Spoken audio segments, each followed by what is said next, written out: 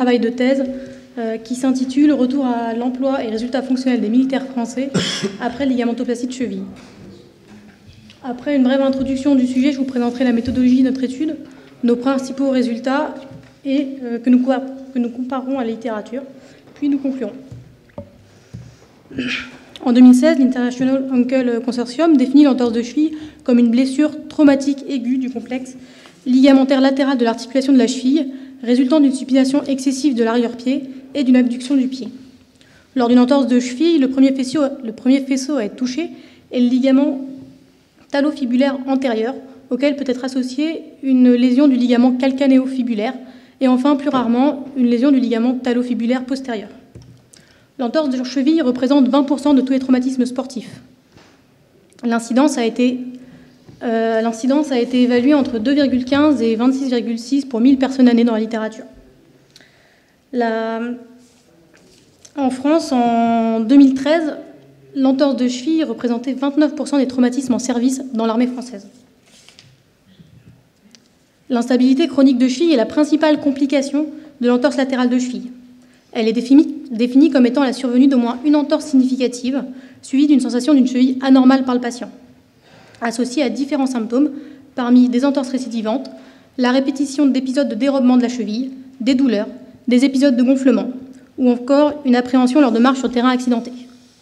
Selon les études, 20 à 70% des patients présenteront une instabilité chronique de cheville dans les suites d'une entorse. La prévalence de l'instabilité chronique de cheville a été évaluée en 2019 par Schmitt au sein d'une population de parachutistes militaires français. Ils rapportaient dans leur étude que 43% des militaires présentent un tableau d'instabilité dans les suites d'un épisode aigu d'entorse de cheville. Sur le plan médico-militaire, chaque soldat bénéficie d'une visite médicale au minimum tous les 2 ans. Lors de cette visite médicale, le médecin militaire statue sur les aptitudes du soldat selon les 7 catégories du CIGICOP, le I se rapportant à la ceinture pelvienne et aux membres inférieurs. Un patient souffrant d'une instabilité chronique de cheville associée à une laxité est classé I = 4, ce qui entraîne une exemption de tout entraînement physique au combat et impose des restrictions d'activité importantes. Une fois opéré, en fonction des résultats, le patient peut être classé I = 2, ce qui autorise la plupart des emplois militaires. Au vu de la prévalence de la maladie et de l'impact sur la carrière d'un militaire, nous avons designé cette étude afin d'évaluer le retour à l'emploi et les résultats fonctionnels après ligamentoplastie au sein de cette population. Nous avons réalisé une étude rétrospective, multicentrique, intéressant 3 hôpitaux nationaux d'instruction des armées, que sont les hôpitaux Bégin, Percy et Sainte-Anne. Nous avons inclus tous les militaires opérés pour instabilité chronique de cheville entre janvier 2015 et décembre 2021. Nous avons exclu les chirurgies de reprise. Les patients ont tous été contactés. Une partie des données a été recueillie via leurs dossiers médicaux et le reste via un auto-questionnaire. L'objectif principal de cette étude était d'évaluer la proportion de patients reprenant leur emploi antérieur après à 6 mois de la prise en charge de leur instabilité latérale de cheville. Les objectifs secondaires étaient d'évaluer le retour à l'emploi dans sa globalité, d'évaluer le retour au sport et enfin d'évaluer le taux de complications et de récidive. Les objectifs, enfin, nous avons souhaité évaluer les résultats fonctionnels après chirurgie, notamment à l'aide du score FAOS, qui est un score d'auto-évaluation subjective, évaluant les résultats dans 5 domaines que sont la douleur, les symptômes autres que la douleur, les activités de la vie quotidienne, les activités sportives et de loisirs, et la qualité de vie. Nous avons aussi choisi d'utiliser l'Ankle Activity Score d'Alasie, qui permet d'évaluer spécifiquement la sollicitation de la cheville dans les activités sportives en fonction du sport pratiqué et du niveau sportif. Enfin, le dernier objectif était d'essayer d'identifier des facteurs qui influençaient ces différents résultats. Après interrogation des bases de données des 3 hôpitaux, nous avons identifié 105 interventions qui correspondaient à la suture ou la reconstruction de l'appareil capsulo-ligamentaire de l'articulation talocrurale selon leur codage. Parmi ces 105 dossiers, nous en avons exclu 17, 7 pour chirurgie de reprise, 6 pour mauvais codage et 4 pour dossier incomplet.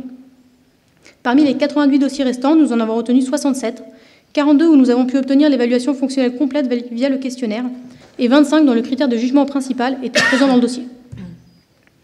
Concernant notre population, elle est constituée en majorité d'hommes à 78%, d'un âge médian de 33 ans, ayant un IMC médian à 25,88. Ils étaient fumeurs pour 60% d'entre eux. Les patients étaient principalement issus de l'armée de terre. et occupaient pour la majorité un emploi opérationnel. Enfin, pour les patients ayant répondu au questionnaire, notre recul médian était d'environ 4 ans. Pour 82% de nos patients, la prise en charge intervenait dans le cadre d'un accident du travail. Le délai médian entre la chirurgie et l'accident était d'environ 1 an et demi, et 2 tiers des patients ont été opérés à ciel ouvert. Concernant notre critère de jugement principal, qui était d'évaluer la proportion de patients retrouvant leur emploi initial 6 mois après la chirurgie, sur 67 patients, 28 avaient récupéré leur emploi, soit 42%. Pour les 58% restants, ils avaient pour la plupart retrouvé un emploi sédentaire associé à des restrictions d'aptitude. Au dernier recul, 67% des patients avaient récupéré leur emploi initial.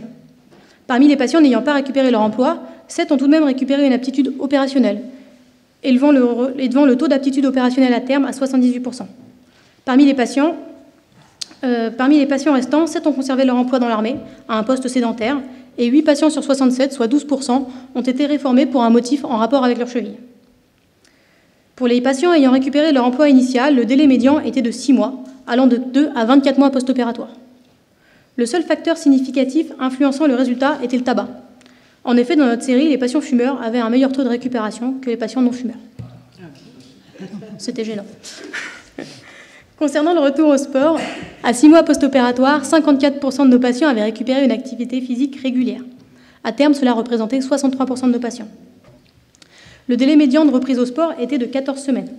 Le seul facteur influençant le retour au sport retrouvé dans notre série était l'IMC. En effet, les patients ayant un IMC élevé avaient un moins bon taux de retour au sport. Concernant l'Uncle Activity Score, nos patients présentaient un score prélésionnel à 8 sur 10, ce qui était assez élevé. Ils pratiquaient donc des activités sportives sollicitant de manière importante la cheville. Cependant, ils avaient un score post-opératoire à 5 sur 10.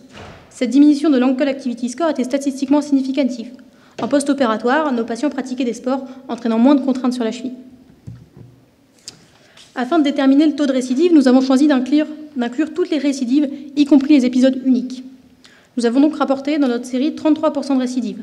Pour près de la moitié, cela représentait un épisode unique. Nous rapportons tout de même 3 tableaux d'instabilité persistante et 4 ruptures de plastie. Le principal facteur de risque retrouvé lié à la présence de récidives était le sexe féminin. En effet, dans notre série, le sexe féminin représente plus de 50% des récidives, alors qu'elle ne représentait que 22% de notre population. Concernant le score FAOS, il a été évalué chez les 42 patients qui ont répondu à l'auto-questionnaire. Nous avons un recul médian de 4 ans. Notre score FAOS médian était de 90 sur 100. Les domaines les plus impactés étaient la qualité de vie, avec un score de 75 sur 100, et les symptômes autres que les douleurs, avec un score de 87,5 sur 100. Les symptômes évalués dans la sous-catégorie S étaient le gonflement de la cheville, les sensations de craquement ou de blocage et la raideur. Après analyse statistique, les facteurs associés au résultat SFAOS étaient le tabac et la présence de gestes associés. Dans notre série, les patients fumeurs présentaient encore une fois un meilleur résultat fonctionnel que les patients non-fumeurs, tandis que les patients ayant eu un geste associé lors de la chirurgie présentaient quant à eux un score moins bon. Maintenant que je vous ai présenté les principaux résultats de notre étude, je vais les comparer à la littérature actuelle. Tout d'abord, concernant notre objectif principal, qui était d'évaluer le retour à l'emploi des militaires français, nous ne trouvons que peu d'études dans la littérature qui s'intéressent à la chirurgie d'instabilité chronique dans cette population spécifique. L'étude qui se rapproche le plus de celle que nous avons réalisée est celle de Melton, publiée en 2018 au sujet de 127 soldats américains avec au moins 1 an de recul. Dans leur étude, ils rapportaient 60% de retour à l'emploi antérieur, 73% de maintien en service actif et 18% de réforme, ce qui, globalement, sont des résultats du même ordre de grandeur que les nôtres. Plus que le retour à l'emploi, un des résultats fréquemment étudiés dans la littérature est le retour au sport. En 2024, l'I publiait une méta-analyse incluant 25 publications, 1384 patients. Dans cette méta-analyse, 95% des patients reprenaient une activité physique régulière et 83% au niveau antérieur. Les facteurs de risque retrouvés étaient l'âge et l'IMC.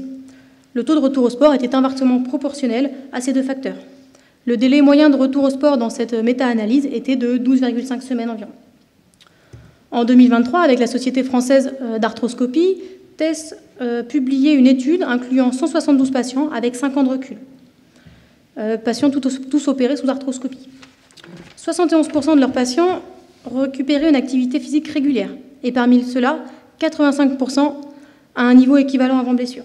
De prime abord, ces résultats paraissent meilleurs que les nôtres. Cependant, ces études ne sont pas tout à fait comparables au regard de la population étudiée. En effet, si nous intéressons à la série de tests, ils rapportaient que 30% de leurs patients ne pratiquaient pas de sport avant l'intervention et 50% de leurs patients pratiquaient du sport loisir. De même, concernant le type d'activité sportive pratiquée, 66% de leurs patients pratiquaient soit une activité dite sédentaire, soit un sport de ligne sans pivot ni saut, type course à pied sur route, vélo ou natation.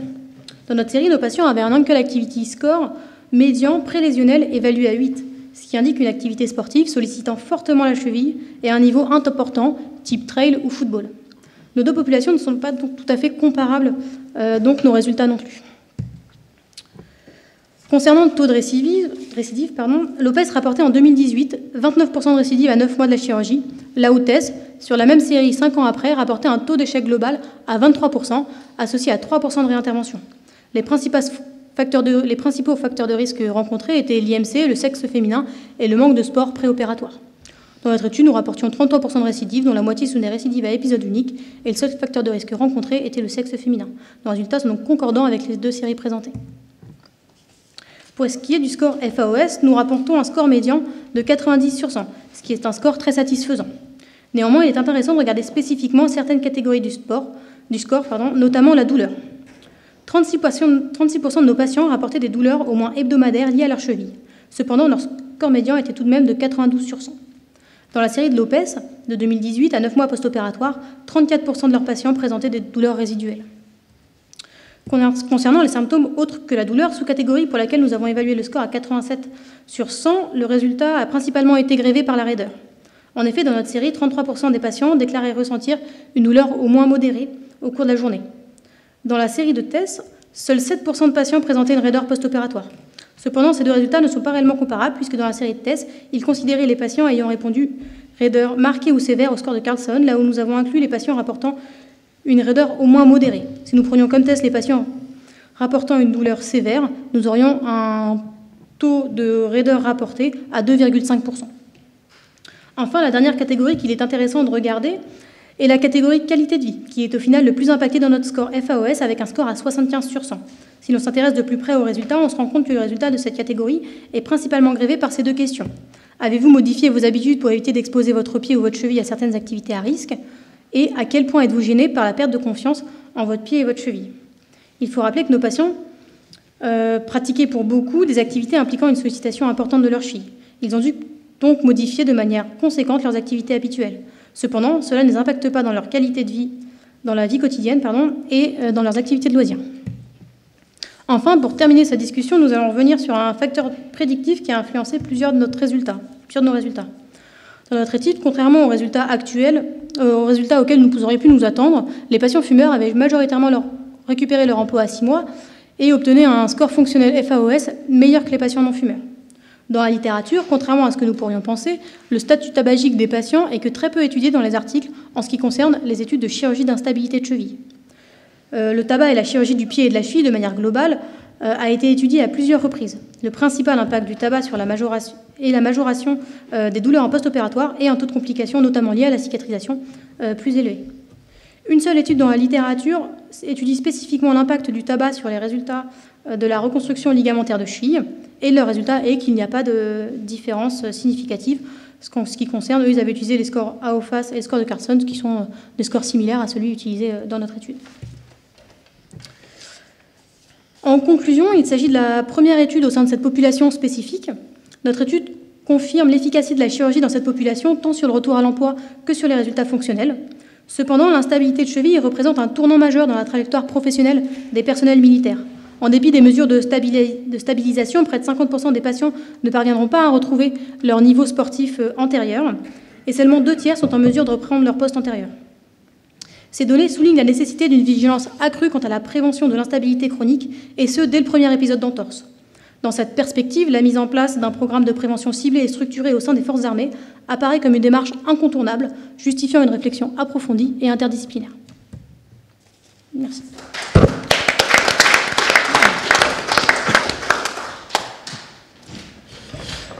Merci pour cette étude qui a l'avantage effectivement d'étudier une population homogène. Pour les statistiques, Jean-Marie, je pense que c'est mieux d'avoir une population homogène, non? Il est content. Parce que c'est vrai que la méta-analyse de Lee, enfin, on se pose des questions sur qu'est-ce que la reprise du sport. Il y a un peu tout comme sport. Exactement, comme c'est une grosse méta-analyse.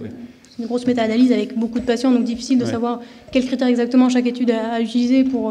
Donc c'est pour ça, je pense que j'ai mis la deuxième étude qui avait une population où les critères de reprise du sport étaient beaucoup plus.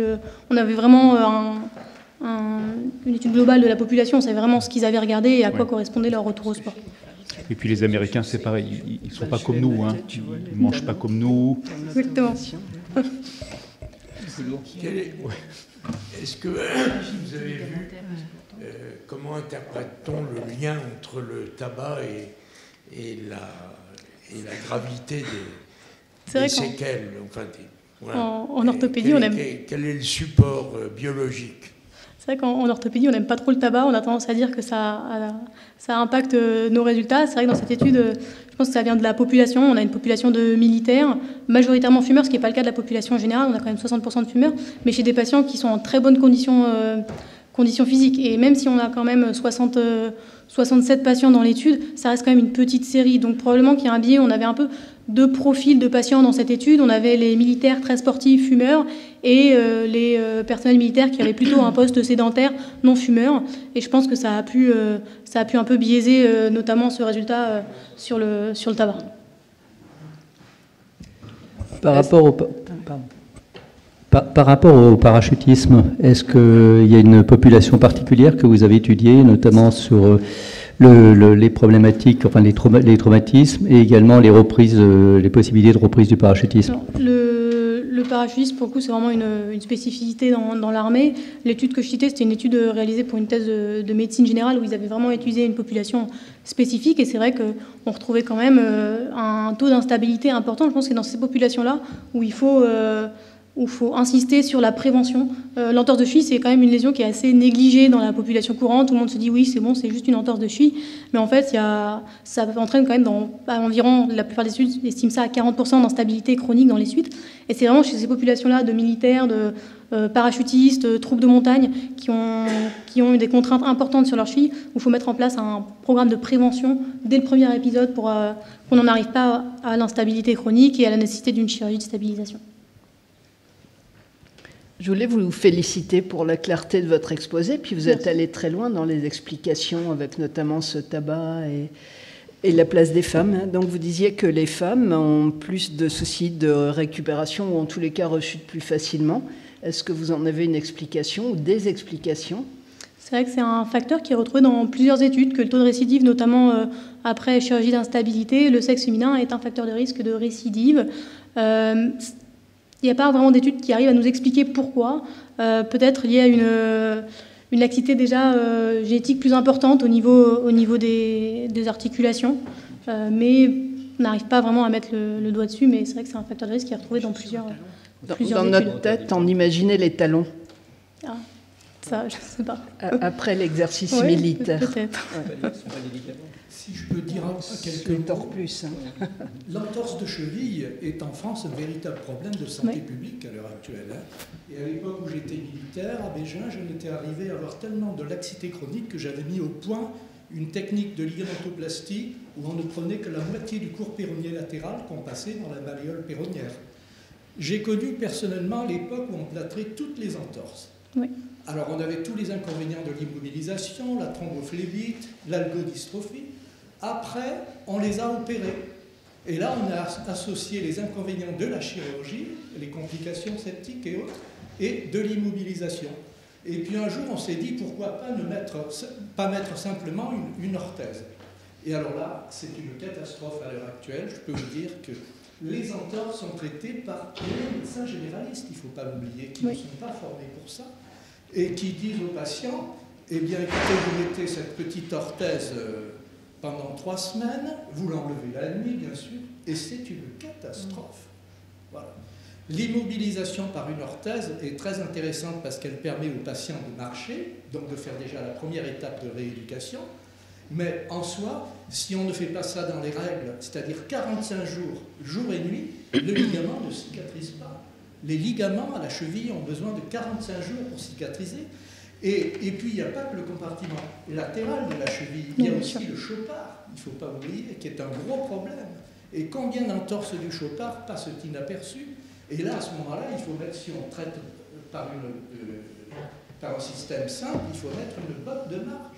Voilà.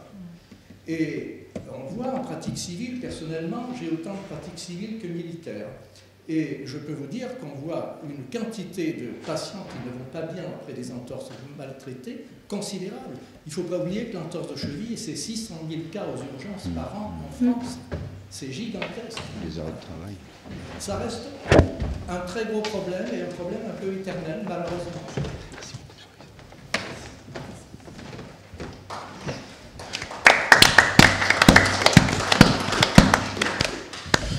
Bien, merci, médecin lieutenant Gonsalves. Je vais passer la parole. Je crois que c'est